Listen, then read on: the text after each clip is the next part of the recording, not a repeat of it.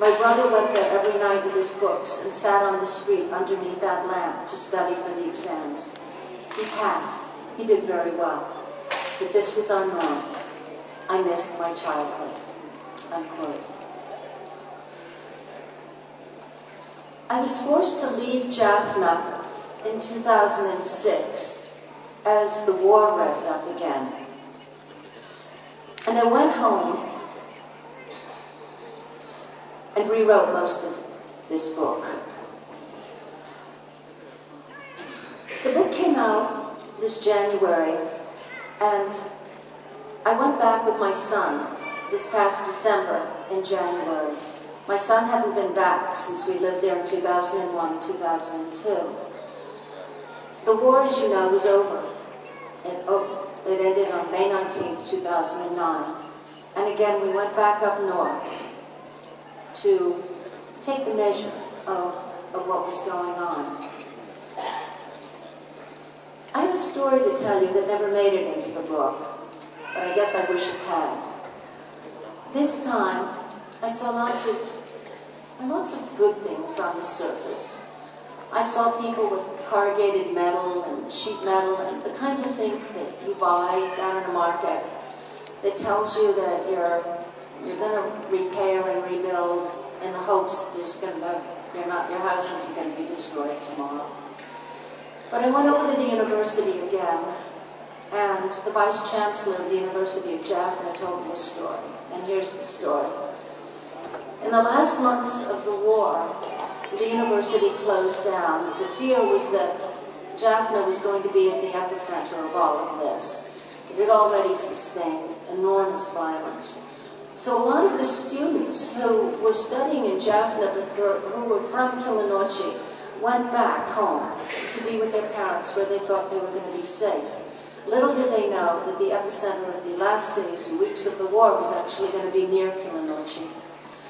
And so some of the students never made it back to the university. They died.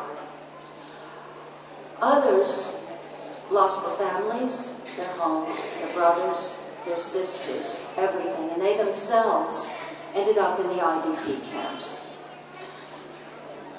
The Vice Chancellor of the university didn't know what to do, and so finally he just took it upon himself to go down.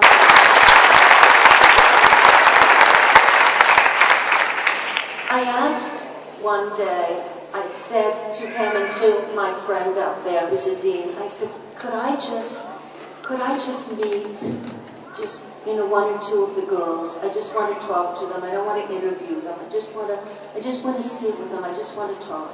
And they said, sure. So they arranged for it for the next morning. And I went over and I walked into a room, and there were 75 girls sitting there.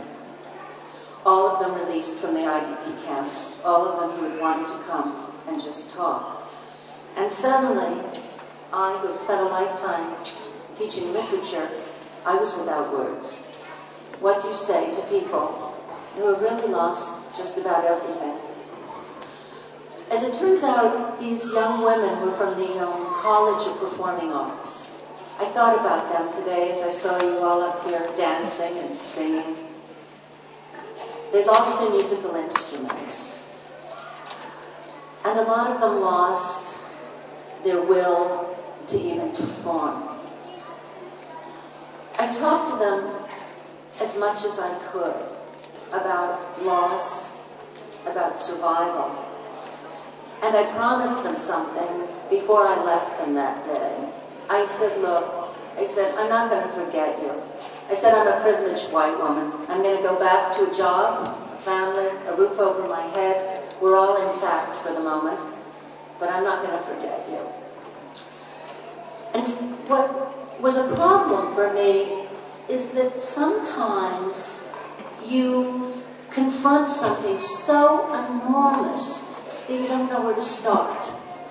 Where do you start giving? I couldn't bring their families back.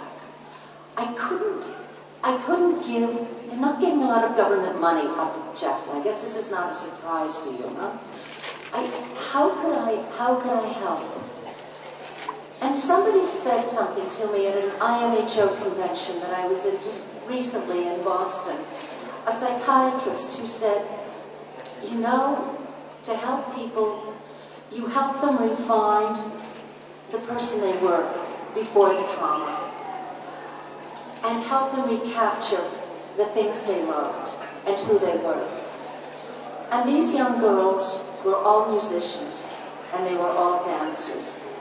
And I thought, you know, damn it, I can do something. You know, it's possible to use this book and to take the proceeds from it and to channel the proceeds back to the University of Jaffna to help rebuy their instruments, to pay for lessons for them. And I worked with the Vice Chancellor, and that's exactly what we're doing. Let me close.